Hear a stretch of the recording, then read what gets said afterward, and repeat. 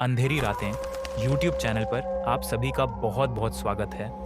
भूत प्रेत, चुड़ैल पिशाच आदि की डरावनी कहानियाँ सुनने के लिए चैनल को सब्सक्राइब करें और जुड़ जाएं हमसे। तो चलिए अब कहानी को शुरू करते हैं। यह कहानी एक ऐसे रहस्यमयी गांव की है जहां एक झील रुद्रसागर सदियों से शापित मानी जाती थी। ग्रामीणों का मानना था कि जो भी रात के समय उस झील के पास जाता वह कभी लौट कर नहीं आता। वहां से सिर्फ डरावनी चीखें सुनाई देती थीं और सुबह तक लहरों में एक नई लाश तैरती मिलती। कई लोग इसे अंधविश्वास मानते थे, लेकिन जिसने भी उस श्राप को झुठलाने की कोशिश की वह मौत के मुंह में समा गया। अजय, एक युवा शोधकर्ता जिसे भूत प्रेतों और लोक कथाओं पर रिसर्च करने का जुनून था, उसने रुद्रसागर के इस रहस्य को सुलझाने की ठानी।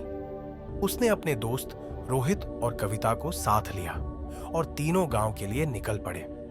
गांव पहुंचते ही उन्होंने महसूस किया कि वहां के लोग अजनबियों से बात करने में हिचकिचा रहे थे। गांव के मुखिया ने उन्हें चेतावनी दी, रात को रुद्रसागर की ओर मत जाना। वहां वो आत्माएं बसती है जो अब भी इंसानों से बदला लेना चाहती है। लेकिन अजय और उसकी टीम ने इसे सिर्फ एक दकियानूसी कहानी समझा और अगले दिन झील के किनारे कैंपिंग करने की योजना बनाई। शाम होते ही तीनों अपने कैमरे और रिकॉर्डिंग उपकरण लेकर रुद्रसागर पहुंचे। झील का पानी अंधेरे में रहस्यमयी प्रतीत हो रहा था। अचानक कविता को ऐसा लगा जैसे कोई उसे झील से बुला रहा हो। ठंडी हवा चलने लगी और चारों ओर एक अजीब सी सिहरन दौड़ गई। रात बढ़ने के साथ ही अजय ने EVP, electronic voice phenomenon recording चालू की। अचानक स्पीकर से एक डरावनी फुसफुसाहट आई, तुम्हें यहां नहीं होना चाहिए, भाग जाओ। कविता घबरा गई और वहां से जाने को कहा, लेकिन अजय जिद पर अड़ा रहा। तभी झील का पानी अचानक उफान पर आ गया और उसमें से एक कंकाल जैसी आकृति निकली जिसकी आंखें लाल अंगारे जैसी जल रही थी। रोहित घबराकर भागा, लेकिन उसके पैर किसी अदृश्य शक्ति ने जकड़ ली। वह जमीन पर गिर पड़ा और उसके मुंह से एक भयानक चीख निकली। कविता ने अजय को पकड़कर वहां से भागने की कोशिश की, लेकिन तभी झील से निकलकर एक भूतिया आकृति उनके सामने आ गई।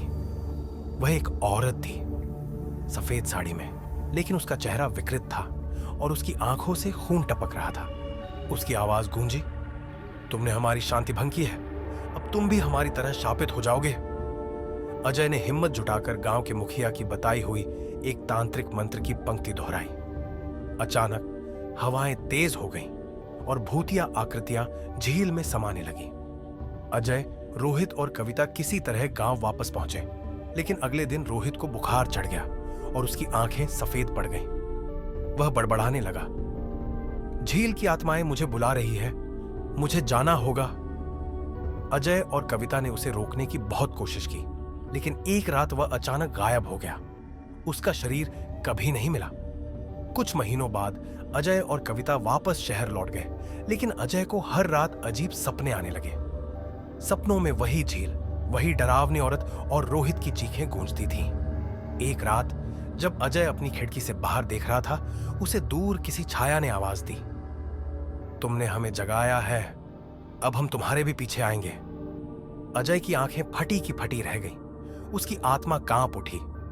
वह दरवाजा बंद करने को भागा, लेकिन जैसे ही उसने मुड़कर देखा, वही विकृत चेहरा उसके सामने खड़ा था। दरवाजा जोर से बंद हुआ और फिर कभी नहीं खुला।